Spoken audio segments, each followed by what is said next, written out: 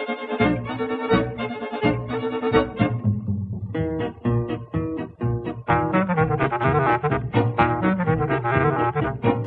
with more on the subject is our grumpy old man.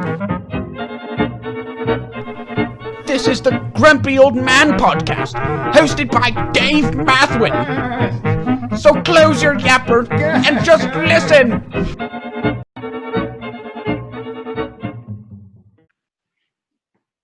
Welcome, everybody. It's great to have you join us. And wherever you are, I hope you're doing well. With me today to discuss issues of church and state in the modern world is the Reverend Dr. Bryan Stewart. Bryan, welcome. Thank you so much for joining us. Thanks, Dave, for having me. Yeah, you're very welcome. Of course, you know, I should call you the good doctor or the good reverend or something like that, but I've known you for a long, long time. So I'm probably going to call you Bryan. Bryan has a PhD in patristics from the University of Virginia. He's taught at Valparaiso. You currently are a professor at Murray University. You've written some books on the early priesthood. I know you're currently working on a book now. Isn't that right, Doctor? Yes, I am actually working on a history of Christianity in early Britain right now. Well, there you go. Very early stages. Okay, well, don't be too modest there, Dr. Stewart. Excellent. Also with me is Mr. Nick Scheidemantel. Nick, you are a recent graduate from Catholic University with a master's in church history and in difficult and obscure Latin text. Is that not so? That is so. Every time, Nick, I would see you at church, I would say, hey, how's it going? What's up? And you would say something to me like, oh, like I'm knee deep in this text. I don't know, have you ever heard of Ulfin? You know, he was a bursar for Abbot Elfgar at some Benedictine monastery in Württemberg. You know, like, well, you may not have heard of Ulfin, but let me tell you, he wrote a mean church Latin or something like that. Like, I don't know how you did it, but welcome and thank you for joining us. Gentlemen, I think this conversation is apt. You know, so many things are changing so quickly. And I should say, of course, we're recording this in July, at the end of July, and who knows, you know, where we'll be in a few months. But I think this is a time of confusion and uncertainty, not just for our country, but for the church as a whole. And I wanted to have you guys on to talk about kind of where you think we are now. But before that, before we get to that, I would love your thoughts on how the church over time has dealt with the whole church-state issue, or the whole in the world, not of the world sort of question. How, and perhaps there can be some guidance we can draw from this then when we get to the present day. Bryan, what would you say have been at least, well, what have been maybe a couple of ways in which the church has approached this question over time? It hasn't been entirely uniform. No, I don't think it has. And of course, it's had to change, I think, based on the state of Christianity in its cultural context. So obviously, very early on, Christians are an extreme minority within the Roman Empire. You know, their relationship with the state was a tenuous one, at times favorable, at times not so favorable. You get indications, I think, from the New Testament that at least very early on, there's, you know, some willingness to work with the state agents. You know, we think of Paul's comment in Romans 13 about, you know, obeying the authorities. They've been put in place by God. You know, they have the right to bear the sword. You should do good and not be punished for evil. Those kinds of things. Yeah, it's interesting. Yeah. Sorry, in the book of Acts, you know, in the book of Acts, Rome really isn't the enemy, as far as I can tell, right? It's not Rome that the Christians seem to be having a real problem with. But that does change, obviously. Right. Yeah, I'm sorry. No, that's fine. The Reverend Yeah, I Dr. mean, Bryan. thinking of the book of Acts, thinking of the book of Acts, it's interesting. There are times where Paul will, he'll play his Roman citizenship card and say, "Is this really how you want to treat a Roman citizen?" So he's willing to work with the state where it would be in the best interest of the church. On the other hand, you have very early in Acts, right? The apostles saying to the authorities, to the Jewish authorities at this point, look, we have to obey God, not man. So if you're commanding us to do something in which we feel violates God's will, well, we're not going to obey you. We're going to obey God. So, you have already very early on in the early church a willingness to work with the state authorities up to a certain level. And if it violates their understanding of what God is calling them to do, then they do have a line in the sand there. But you're right, it changes pretty quickly. I think you start to see, as Christianity grows, more overt targeting and persecution of Christians. The whole experience of martyrdom rises. Please turn that up. The whole experience of martyrdom, rises. And that's, early on, it's sporadic, it flares up and it dies down. It's not as if there's sort of this systematic, level of persecution that runs for hundreds and hundreds of years. But you do have elements of the state putting a lot of pressure on Christians, at times arresting them and throwing them into prison, throwing them into the arena. It's not until Constantine in the early 4th century that you get a kind of relief from that tenuous situation. And then once Constantine comes on the scene, Christianity becomes a legal religion and it starts to gain a lot more advantage in the empire. And from there, the complexity of that church-state tension will only develop well into the Middle Ages. Nick, I wonder if you could pick it up there. Some people, I don't agree with this, but some people see, right, the fall of the church with the coming of Constantine and that decisive, or that shift from,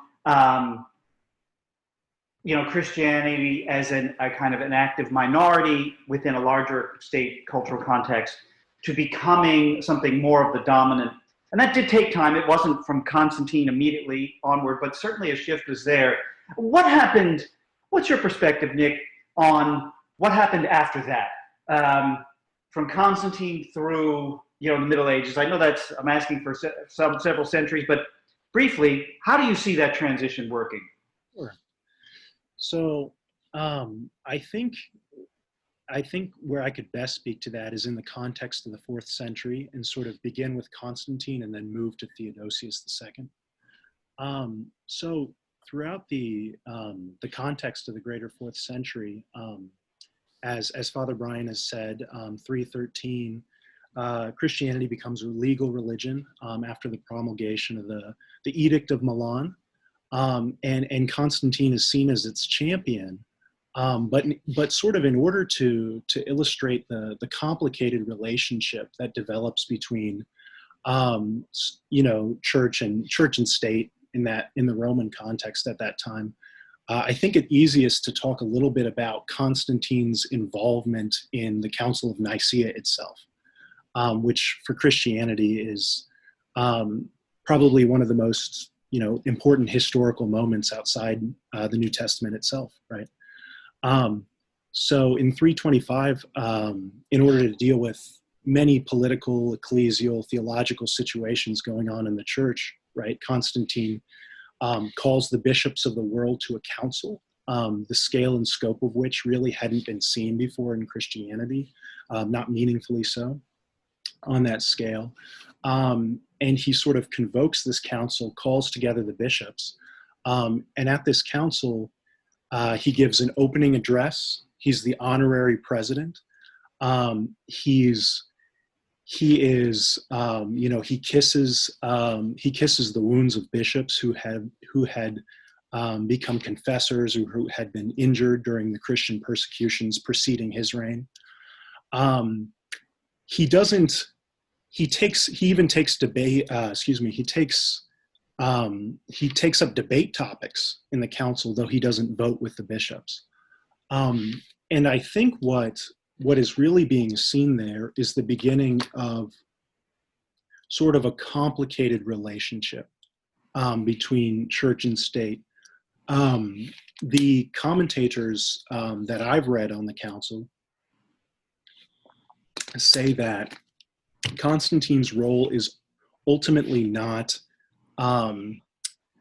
definitive or determinative of the way the council is going to turn out, but nevertheless, Constantine is there to make sure that the agreement of the council, the decrees, the canons, if you will, have legal force. And I think that speaks to sort of a very interesting relationship, and there's all kinds of implications for that, right? The Roman Empire at that point is not a quote unquote Christian state, right? Christianity is not the state religion of the Roman Empire. But nevertheless, the canons and the canons of Nicaea, as I understand them, pertain to Christians, have legal force. And I think this relationship only gets more and more complicated throughout the 4th century. And what I don't mean to imply is that there was a sort of a ceaseless progression of sort of Christianity taking over the institutions of the Roman Empire, and there was never a back and forth where people sort of challenged that. But I guess one particular story I would sort of zero in on is that as the Christians became more and more enfranchised, particularly in the Senate, there's sort of a comical story about, so there were obviously, it should be obvious. There would have been pagan statues, of course, in the Roman Senate itself. As the Christians got more and more sort of enfranchised in the Senate, if they had more power, they would move the statues in. And as that pendulum would swing back and the pagans maybe got more enfranchised for a few years, they'd sort of move the statue in and out of the Senate.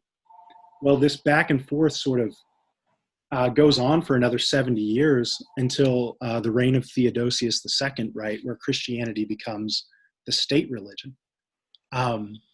And that's another sort of, that's moving into the late antique, early Middle Ages, if you will, right? We're getting more toward that point.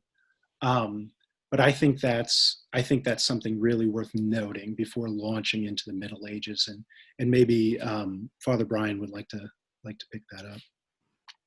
Yeah, no, that's really helpful. I think you're right. It's a complex relationship, and even in Constantine's reign, where Christianity is not the legal, or it's not the official religion, it's a legal religion. He's throwing money at the church to build churches which still exist today in the Holy Land. You think of the Church of the Nativity and the Vatican lands that are given, to the Bishop of Rome, and that marriage of the church with state power obviously had great benefit for the church. Persecution ends. That's a good thing, but it also brings a complexity, and perhaps some are right to say there is a danger in the church being too reliant on the state for its well-being, and that complexity only increases. Yeah, go ahead, Dave. Yeah. So I agree that it has been complex. It seems to me that there have been two basic approaches that Christians have taken, and one maybe can be summarized from St. Augustine's City of God. This idea that really the church and the state, you can live together, but in a kind of oil and water situation, that there's really not a way for the two to blend and meld together.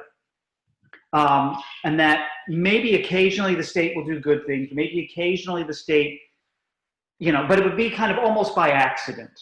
And the church has to be very wary of mixing the two. And then the other approach, seems to be something perhaps personified by Thomas Aquinas and no doubt others, this idea of accommodation, or shall we say a synergy between church and state to some degree, that the state can be a kind of subordinate institution to help the kingdom of God be made more manifest on earth. Would you guys say that that is a broad stroke, but an accurate broad stroke of basic approaches Christians have taken? Yeah, the classic work on this, of course, is H. Richard Niebuhr's Christ and Culture, written back in 1951, but he maps out sort of 5 typologies of the relationship between Christianity and the culture. And at one extreme, you have the oil and water approach, which is, Christ is against culture and Christians need to separate and be their own entity. And then you have at the other extreme, the Christ of culture, which is basically they intermix. And then you have the middle ground, which I think is the more interesting place of, is it there's some good within culture, there's some relationship that needs to be there. To what extent should that relationship, be accommodating, converting, synthesizing? I mean, so I think the 2 extremes that you've sort of mapped out are there, but there's kind of there's a spectrum, I think, rather than an A or B choice. I think there's a spectrum. Is that where you're comfortable, Doctor? Is that where I'm comfortable? Right. I mean, if you had to choose, you'd say, put me somewhere in this middle ground. Yes. How about you, Yeah, Nick? Oh, I'm sorry. Go ahead. Well, to me, the oil and water, the complete oil and water, although I would take a little different read of Augustine's City of God than that, but that perspective of being, sort of diametrically opposed, a kind of separatist perspective. I don't think that's particularly healthy. I also don't think it's particularly biblical. But I'm also equally uncomfortable with the other extreme, which is to say, just culture, all culture is good. I think actually you're starting to see that in a kind of American liberal mainline Christianity, which is just saying, well, whatever the culture is telling us must be right, so let's just take that on board. And then you just get a complete confusion of the 2. So yes, I'm in the middle. Articulating exactly where I'm in the middle maybe is a harder question. So before I get to you, Nick, I'd like your thoughts on this, but Bryan, so are basically you saying that the church should feel free to use culture to advance its ends, but maybe just not get too comfortable? Like, in other words, I guess you're saying that sometimes, is culture, or we might say the state in some ways, is it something that the church should feel free to have in its toolbox, maybe, to use profitably? Yes, I think that culture or the state are goods given by God, and used properly can advance the kingdom. Okay. And can bring about virtue, but they can also be distorted. They can be abused, and you can get some pretty awful things. So it's not a carte blanche. Yes, let's just use culture and use it however we think best. But I think there needs to be discernment there, and that's the hard part. Sure. Is finding that discernment. Nick, on that spectrum, where do you yourself, you think, fall? And yeah, where should the church fall? Sure. So I think my sympathies lie with the position articulated by Father Bryan. And the reason why I say that is I'm thinking of sort of 2 particular circumstances in Christian history, which are sort of the opposite end of the spectrum. So Father Bryan, as he spoke, was sort of talking about the pitfalls of understanding the church and the state as totally separate things, oil and water, right? And he gave some examples about that. And I'm deeply sympathetic, and I think my thoughts would lie along where he is in the middle. But now I'm thinking of some examples which are exactly the other way, where the church and the state are sort of, I don't know if it would be true to say that they are one entity, but they are, they're really fairly closely linked.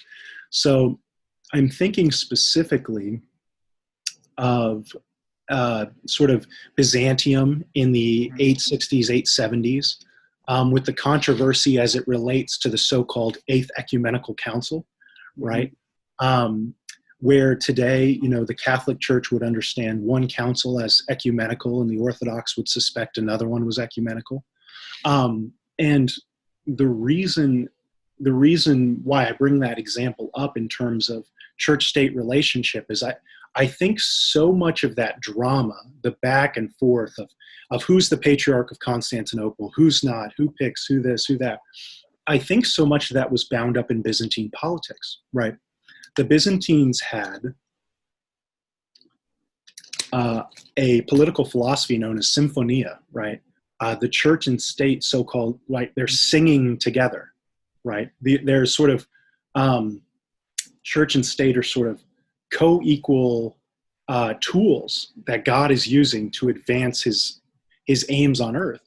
And I think that sounds really great, right? That sounds really great on paper, but I'm not sure if it always works out so much that way, such that, right, in that period between 869 and 869 sort of and 880, we have two councils, and this is overly simplistic, especially theologically to speak this way, but two halves of the church, if you will, two parts of the church, declaring sort of two different councils, one to be a true council and one to be, a synod of robbers. And that to me is a tremendously, sort of a tremendously uncomfortable situation. And I think it really links back to the fact that in that specific context in Christian history, in that society, there was a relationship between church and state, which makes me somewhat uncomfortable. So I guess I'll just go with that historical example. I think you're right to bring up the East, and we didn't really discuss that. And it's not something I necessarily want to get into, because I don't think, whatever you think of that Symphonia option, it's not a viable one for the Western Church. It doesn't, the Church in the West, it's not one that we have any kind of cultural experience of, whether it be good or bad or whatever. I just don't think it's really on the table for us. But I'm glad you brought that up, because that is there too. We have this range of responses. And I think that this range of historical approaches, I think, should give Christians now, I guess, a measure of I don't know, what do I call it? Breathing room, we might say. Like, it doesn't just have to be one thing. I think we can kind of, as you said, Bryan, we think we can discern, and maybe we can pick and choose. So I wonder where we're at now. I mean, obviously the culture is shifting fairly dramatically in certain respects, at least. Some people would say this, right? What is going on now is bad. It's bad for the church. It's bad for the kingdom. And we need to, and we can't really, this is not something where we should, quote, fight back on. This is something where we need to kind of withdraw, and we need to kind of recenter ourselves, a kind of Benedict Option of sorts made popular by Rod Dreher. Other people would say, yes, it's bad. Things are going badly, and we need to fight back. And we need to get more aggressive. We need to stop being the kind of Mr. Nice Guy and roll over and keep on losing, or the graceful losers. Maybe this is from Sohrab Amari, which is a recent, shall we say, prominent Catholic voice for a more aggressive Christian culture. And then others would say, no, it's not really so bad. There's still plenty there we can deal with. Maybe a David French sort of accommodationist approach. Let's not get too upset. Let's not get too worried. Some things are bad. Some things are good. It's okay. So some like him, I think, might see more positive in the current culture or more opportunities in the kind of postmodern stew. I don't know anybody that says, oh yes, things are going fantastically, swimmingly. So I think we could maybe throw that out. Where do you guys stand on this? Do you see things, I guess first, do you see things as bad and definitely trending in a negative direction for the church, etc.? Or do you see things, no, it's up and down, there's always been good and bad, it's in flux. Nick, why don't we start with you this time? Are you a bad person or a I'm in flux, it's okay person? So I have been, it's actually interesting you bring up Amari and French. I've been reading them a decent bit lately, and I find myself sort of really torn on their approaches to this issue. And I wonder if it's, I'm wondering if it's because it's sort of in answering your question, because I am torn about how bad the state of the culture is relative to Christianity in this country. My thoughts would be this, that there are a number of really predominant negative trends in the culture that are not so amenable to Christianity, and that really cannot be reconciled to Christianity. But there are with at least one thing. Sure. So this is as far as I know an emerging trend, and it's one that I don't think Christians think about too much. Actually, I have two. One which is an emerging trend, and one which I'm actually kind of horrified that Christian clergy don't speak about this more. But the first is, and I don't even know what to call this movement, but the movement toward, I'm going to say, transhumanism. I'm sure there's a better word for this, but I'm sure probably listeners would be pretty familiar with Elon Musk. I'm sure everybody is, right? And Musk and a number of other billionaires, fantastically rich people, are really putting significant sort of monetary resources toward the idea that they can either extend their lives sort of for a very great deal of time or even indefinitely. And I think that impulse, I think there's something in that impulse which sort of resounds with Christianity, which is to say this, that death is not the way that God would have the world be. Mm-hmm. But in Christianity, that's transformed, and we understand that through death we gain life eternal, right? So I think Christians are not meant to sort of hang on to this life in that way. And I think that's an emerging thought, an emerging movement. I'm not sure how much cultural traction can really gain.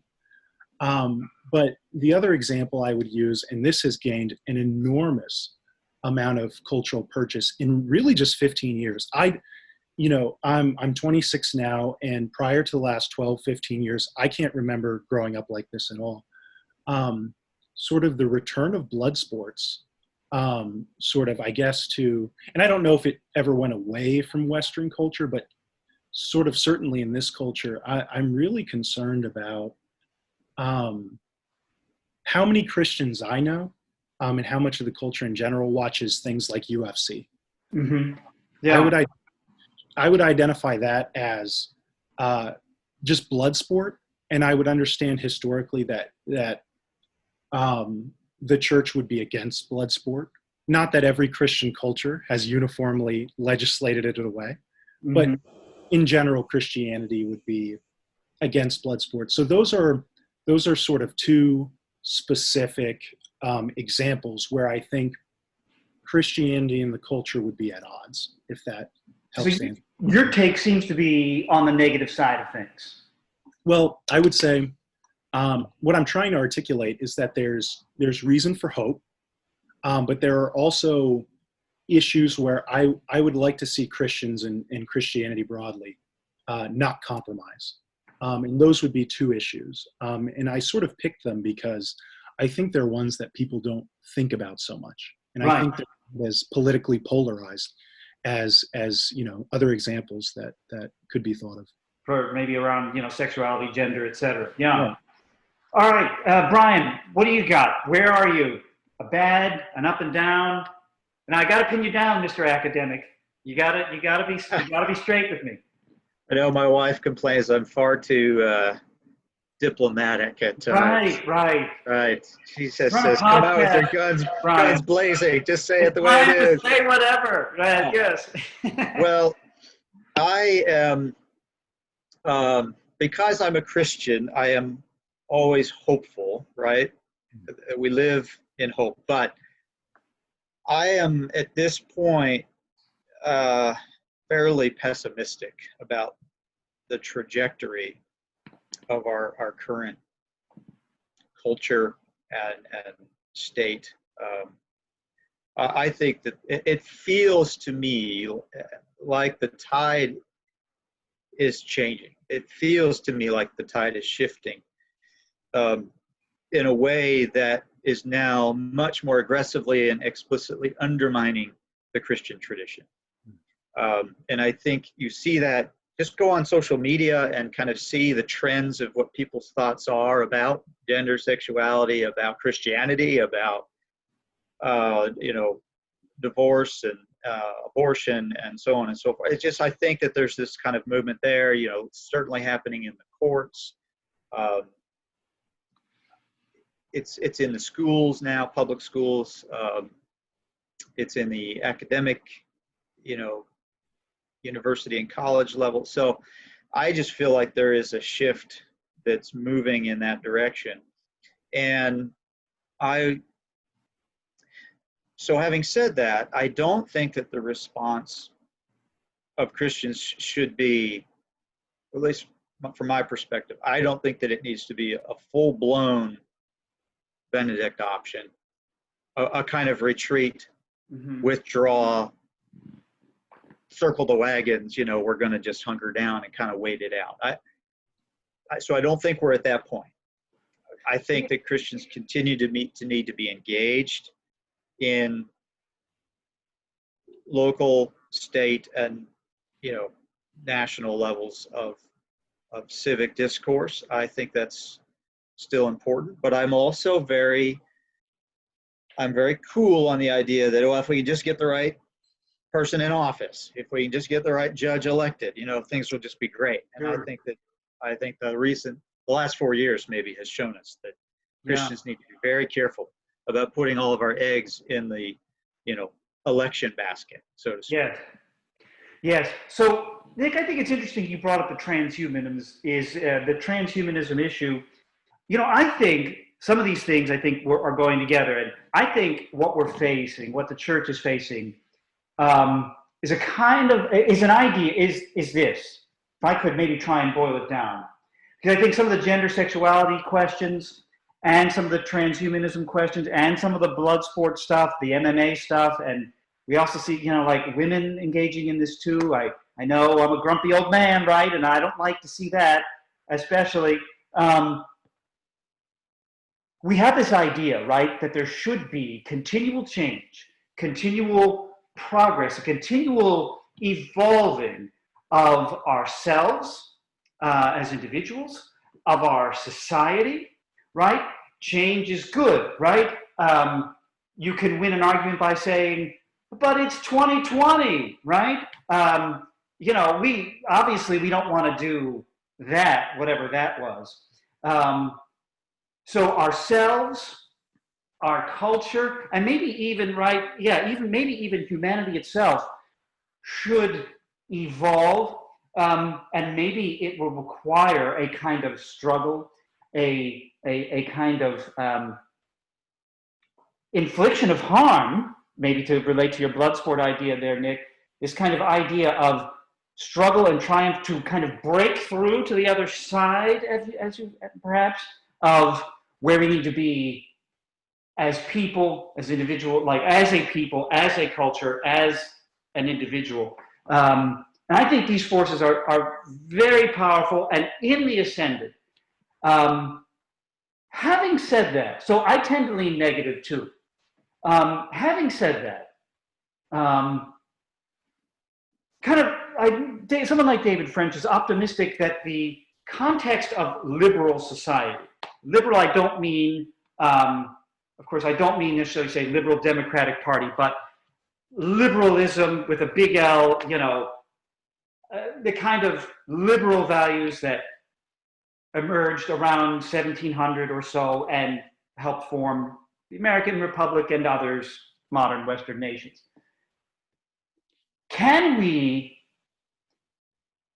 Is that a viable field of action for us? Is there enough there for us to be able to use? Or, as perhaps Amari or perhaps someone like Patrick Deneen might say, whose book, Why Liberalism Failed, I found at least many parts of that persuasive, liberalism itself offers really nothing for the Christian to build upon. Do you see enough in our culture, not just our current cultural milieu, to use a fun French word, but do you see enough within liberalism itself to use, or do we need to find an entirely different approach? What do you guys think? Father Bryan, I defer to you. I yield my remaining time back to Dick. No. All right. Okay. So you know,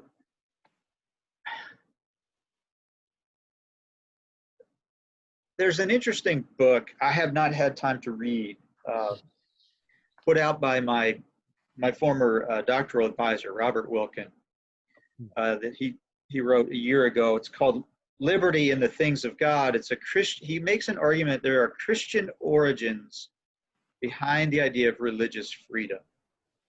And so I think liberalism at its best in this sort of modern sense, if it's protecting an element of religious freedom, Wilkin would argue that actually has Christian roots. So liberalism, as it's maybe developed, has gotten away from its religious and Christian basis. But that, you know, there's a sense in which our religious commitments have to be made on the basis of individual conscience. And so the state cannot ultimately force one to believe anything. So there's something fundamental about religious freedom that maybe is built into the way God has created humanity with free will and desiring relationship that I think we need to protect. So there's something good about that project of liberalism. I think the problem, I'm speaking off the cuff, but I think part of the problem that we've arrived at now is that modern day society wants the kingdom without the king, so to speak. They want the virtues. They want the sense of freedom. They want a certain ability to make choices and decisions, but they don't want the moral compass that comes with that. They don't want the creator who gave them their inalienable rights. You know, they just want the rights. And so so I think there's something there that Christians can latch onto and work with, but it's also been distorted in a way that makes it very difficult to rein it back in. Those are some of mine. Yeah. So maybe you would say we have maybe not a foothold, but maybe a toehold. Maybe a toehold. Maybe a finger. Yeah. Maybe a finger. All right, Nick, what about you? What do you think? I think that's essentially correct. And I should say, Father Bryan, I haven't had time to read that book by Dr. Wilkin either, but it comes highly recommended. And as you say, I think those roots, where that toehold is, so to speak, does have to do with conscience. And I guess I would articulate it just a little bit more, which is to say, right, conscience can't be coerced, but in the Christian view, right, what does God, I suppose, what word would we use for what God chiefly wants from us? I guess it would be love, right? And love can't be coerced. And this is, just to restate exactly what you've said. But I think that is that sort of freedom of conscience and the belief that God speaks to us through conscience, and that if conscience has been rightly understood in every individual man, God has in some sense, spoken with him, had some sort of communion with him. I understand that to really undergird the liberal project. And I think when that is called into question, as you have rightly said, I think absolutely, as you have rightly said, when that sort of, I guess the fruits is what we'd all like to have, but that's sort of detached from the vine, I think there's going to be all sorts of social chaos and even potential social collapse. And that's certainly a phrase, and I'm not sure, where I picked up that phrase of social collapse, but as I look at sort of what this country is going to, and this is the context to which I can speak most intelligently, I would see all sorts of features of social collapse, and a potential, and I should say, and I don't know if that's because the liberal project is failing, has failed, needs to be abandoned, or whether or not it's salvageable, I can't really speak to that. But I would say, as I understand the project and Christianity's relationship to it and where this culture is, I would say I'm skeptical. Yeah, I think that I might share more of Nick's skepticism. Let me throw something out to you. Maybe this is a slight pushback to where you are, if I understand it.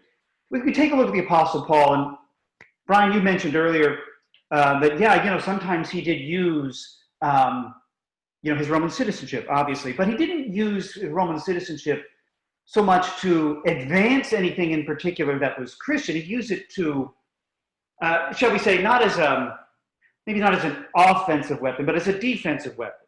And of course, that's all well and good. And in the same way, I think there are aspects of liberalism that we can use as, quote, defensive weapons, maybe to protect certain rights for individuals or freedom of association or what have you.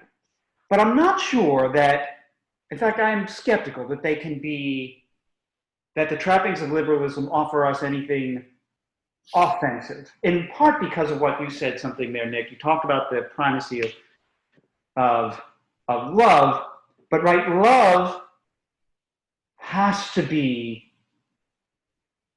communal, right? You have Father, Son, Holy Spirit existing as a trinity of love that even God himself is in relationship. And so the idea of personhood and individuality, those two things aren't quite the same thing. And this is where I think the liberal order is starting to run quickly through our fingers because of the extreme focus on individuality.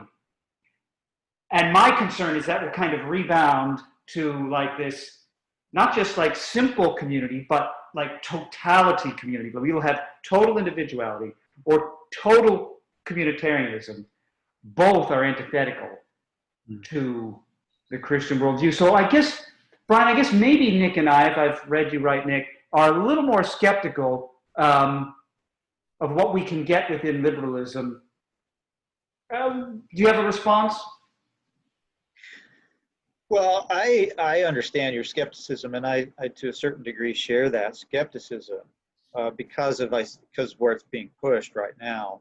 Um, Perhaps the saving grace, we'll see, is that the First Amendment does still Still supposedly exists. exist and safeguards the free exercise of religion. Um, it's interesting, the Supreme Court rulings that have come out this summer, are, I think, just all over the place. And Right. It's a trying to sort of push forward this sort of liberal social agenda on the one hand, and still trying to give a nod to religious freedom on the other hand. Those things are going to run it. Those are trains going in opposite directions, and they're going to crash. yeah. At some point, they're going to collide. And I don't know what the wreckage is going to bring us, but so I'm cautiously, pointing to some of our founding documents. We can appeal to those. It's not just an appeal to some bygone, religious tradition of the Middle Ages that we can appeal to. It's as Americans, at least, we're in this unique context where the framers realized this and tried to build in some, checks, balances, and protections for that religious expression. So I'm saying that's the toehold, that, and I think that is actually, that First Amendment, if Wilkin is right, is one of the fruits that's come out of the Christian tradition, this idea that there needs to be freedom of expression. Do you think we can still hold on? Christians, I don't know. But that is or you would say the First Amendment then expresses something that is maybe not, distinctly Christian, but Christian at its core, we might say. That it is more than just a defensive thing we can hold on to, but that it is something Christian that can be used to advance the kingdom in the culture. Well, right now it has to be defensive. I don't see how, we're not in an offensive position. No. Right now. I think No, culturally we're in a defensive position. And I think I'm not an American constitutionalist by any stretch, but I do think that amendment was written as a kind of defensive clause. I mean, think about the context of the framers coming out of basically a state religion and saying, we don't want that. We want freedom of religion. We don't want an establishment of religion by the state, which is, of course, what the Church of England was. And so there's a defensive element to that, to be sure. And that's, I think, how Christians need to think of it now, is appealing to, well, what about that? What about the defense of our religious freedom? How is this tide that's shifting also going to protect religious expression? I'm not terribly optimistic that it's a winning strategy, but Okay. but it's there, and it needs to be fought for. I believe that. I think that it needs to be fought for because it is there. It's in the founding documents, and if you don't want to use that as a defensive, then what do you use? I don't know. Nick, what do you think? Your thoughts, Nick? Well, and again, I agree with Father Bryan. I think that does need to be that freedom of expression, freedom of religion, does need to be fought for. But I guess, and maybe this is to just digress a little bit, but it does directly relate to the freedom of religion and sort of how one interprets that constitutionally. So I was listening. I should say these people really wanted me to be part of the conversation, but I knew where it was headed, and I was sort of more listening than being a full participant. But I heard the other day some people discussing what freedom of religion meant, and sort of, as Father Bryan mentioned it, that's what brought this to my mind. And what they interpreted that to mean was that as the founders had written that amendment, there was to be a total separation between, so church and state, in other words, should be a total separation from government and religion.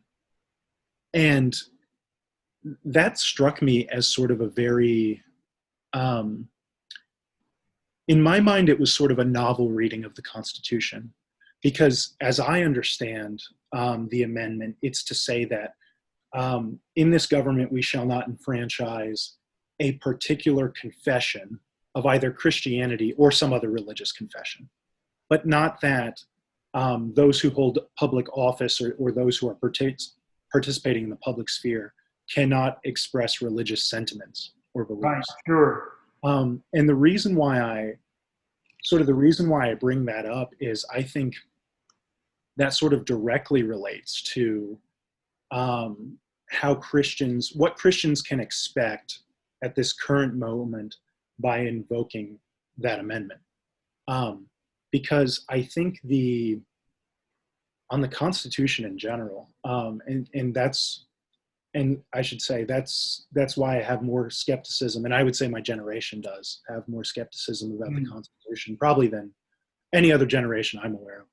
But there's just a tremendous sort of pulling apart of opinions or perspectives, right? Because the Constitution, like any written document, is not a self-interpreting document.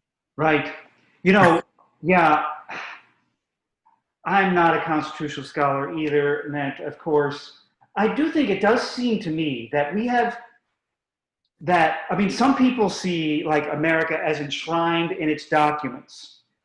And I think that is, I don't agree with that. I think the documents are a kind of convenient vehicle for something larger.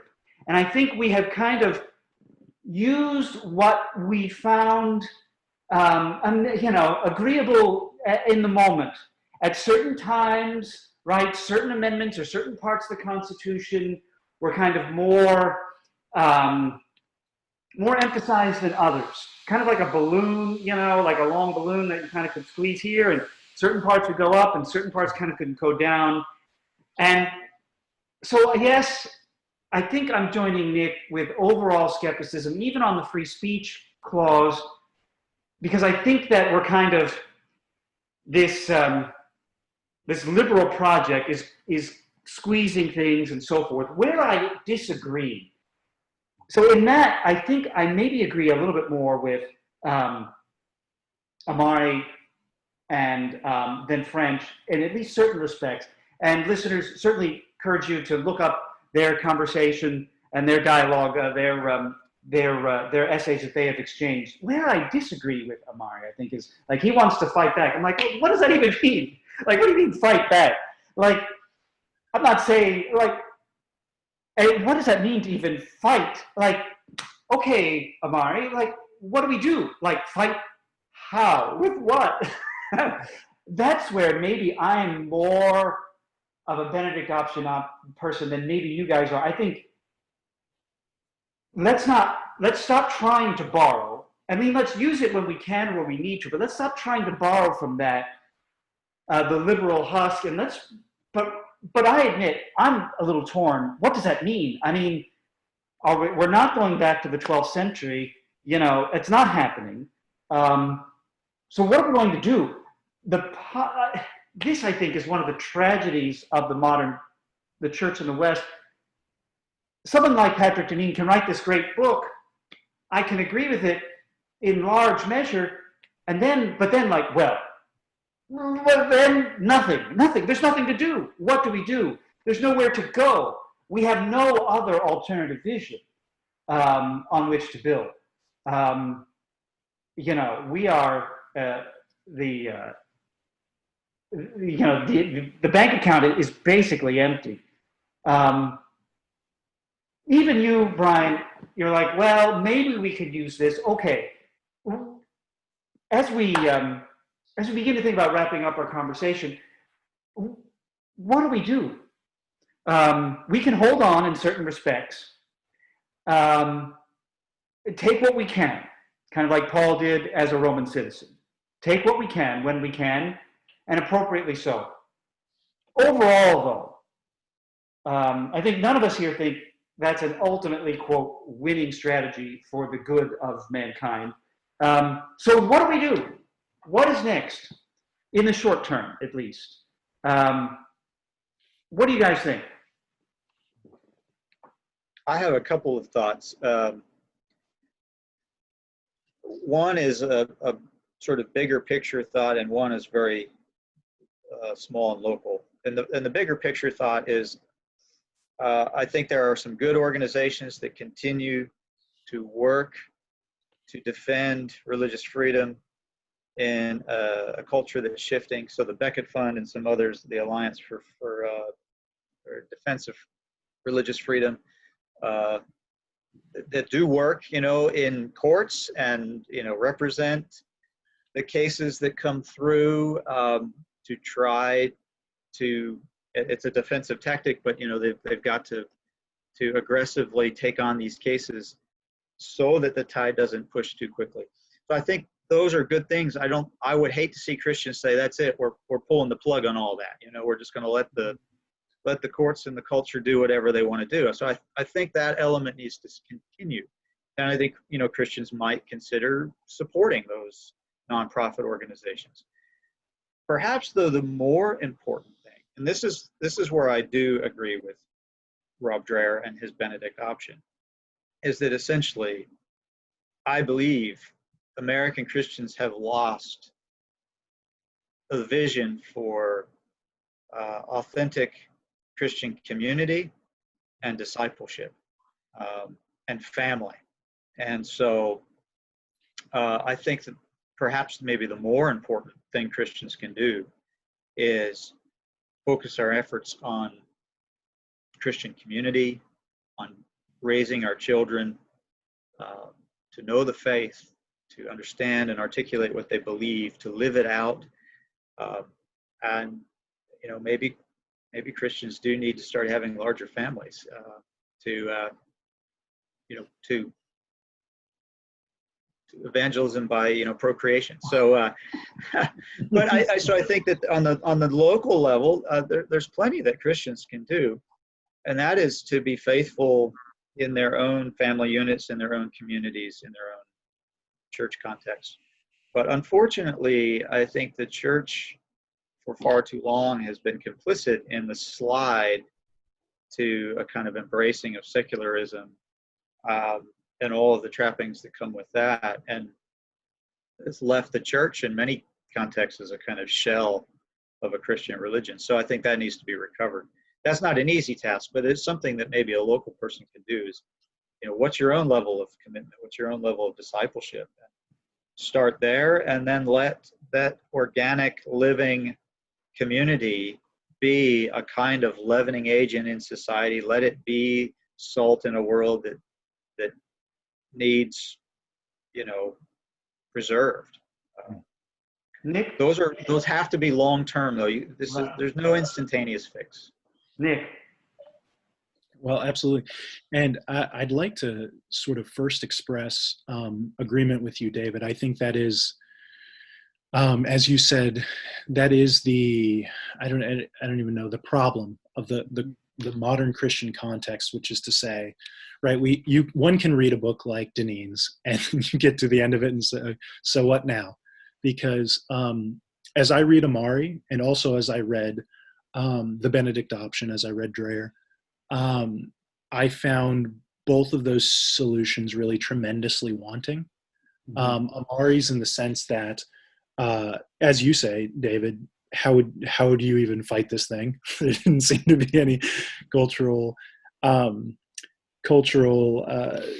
I don't even know, means by which he would articulate doing that. And I would also object to him seeing sort of human persons as enemies. I think that might be really theological, or I should say theologically, maybe not correct.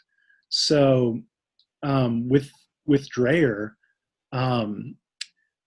my thoughts are exactly with sort of Father Bryan's, except I would add, I think his reading of Benedict in general was not what Benedict was about historically, which is to say, Benedict didn't choose to put himself up on a mountain surrounded with, all his best friends to preserve the best parts of a culture for like 9 centuries or something. Right. Right. That's not what he was doing up there. So, but I do agree with those aspects of the Benedict Option as Father Bryan articulated. Community, discipleship, doing the hard things, not going to happen overnight.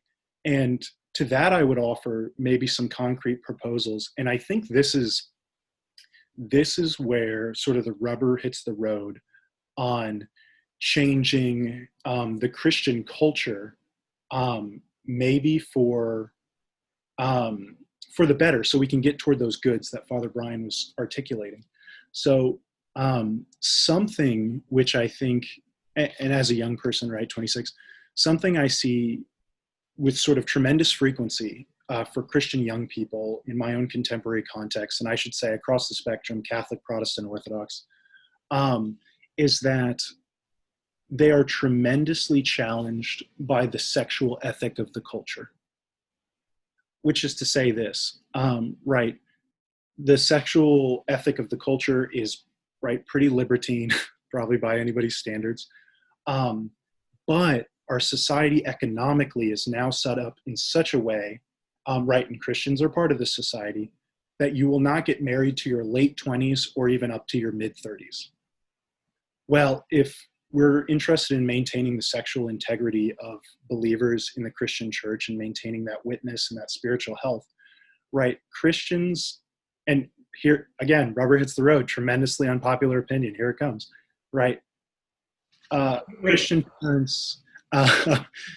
parents should not, certainly should have questions, as any parent should, but should not just right off the bat when their 18 to 22-year-old child says, I think I'd like to get married, right? Like, I've seen that conversation. I went to Liberty University for my undergrad, right?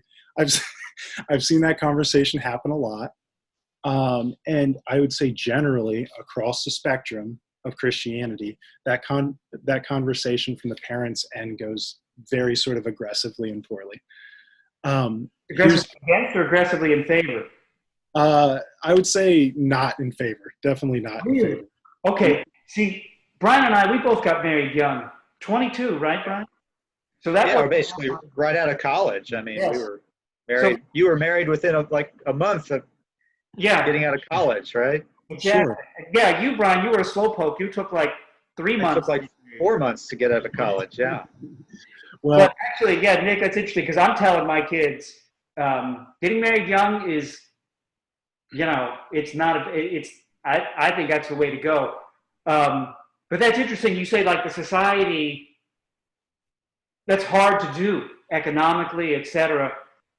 I am cutting off, but I do think this. One thing we haven't touched on in terms of a response, and I think you see elements of this, maybe if they're not always, quote, historical elements of this, but they are within the Christian, we might say, tradition, right?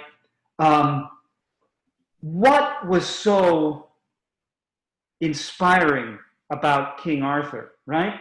Now, I think he existed. He's not maybe the King Arthur of, all the legends and stuff. Okay. But